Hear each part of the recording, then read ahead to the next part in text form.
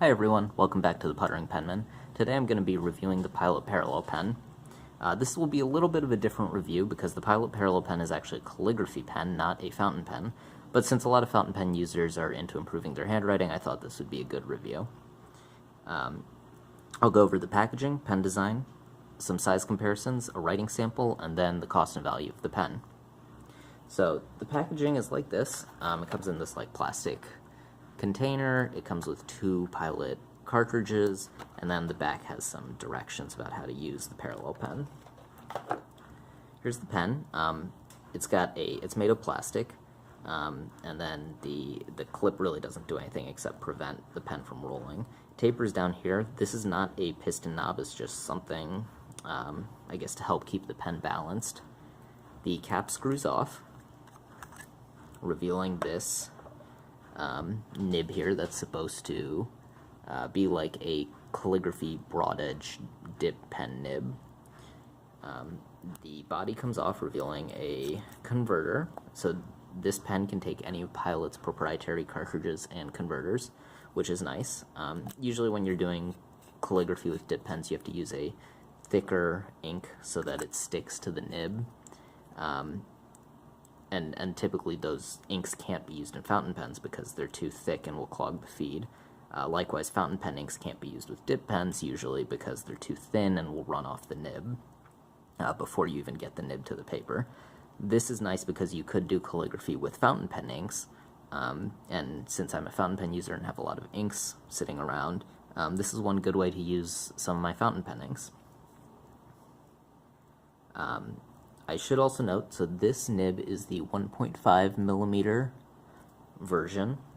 This pen also comes in a 2.4 millimeter version, a 3.8 millimeter, and a 6 millimeter nib width versions. This pen is 160 millimeters long. The grip is about 10 millimeters in diameter. The pen weighs 6 grams unposted, so it's very light, and the ink capacity is about 1.3 milliliters with a converter. This pen can actually be eyedropper converted if you want. I think that's going to be something like 4 milliliters of ink. Some size comparisons just so you can see how big this pen is in comparison. Here's a Pilot Metropolitan, a Lamy Safari, and a TWSBI Eco, so you can see it's quite a bit longer, but actually lighter than all of these other pens. So the writing sample is going to be a little different today because in order to do calligraphy, it takes a long time to write, and I'm also writing with a tripod in front of me, so it's hard to do proper italic calligraphy, but really quickly I'll show you something I did a while ago here. That I posted to Fountain Pen Network's, quote of the day. So this is something that you could do with a parallel pen, some sort of italic calligraphy. So, and now so you can see how the pen writes, and if it skips, I'll just write out a couple letters for you.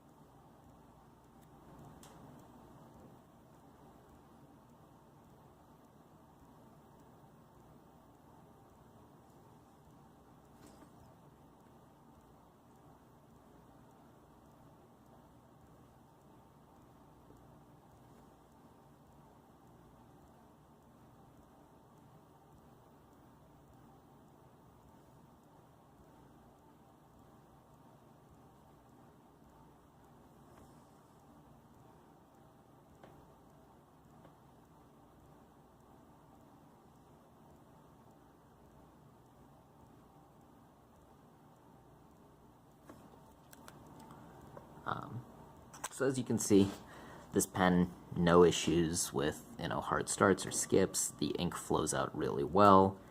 It does take a little bit of practice to get used to using this because you can get a bit of some lines that are too thin and some lines that are too thick, so you will need to get used to it a little bit. But this is a very good pen if you're thinking about learning italic calligraphy or Gothic calligraphy.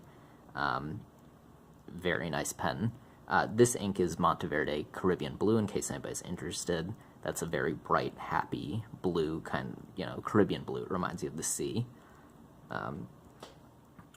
Overall, this pen costs about $10. It's totally worth it if you're trying to learn some sort of broad edge calligraphy. That's why I got it. I actually started my fountain pen journey by learning copperplate, and then I started using fountain pens, and then I wanted to learn italic, so I got some broad edge dip pens, and I found that a bit of a hassle for everyday practice, so I got this parallel pen, and I really like using it. Overall, this is a great pen, and if you're thinking about getting into calligraphy, might be worth getting. So if you like this video, please give this video a thumbs up and subscribe to my channel, and I will see you next time. Bye.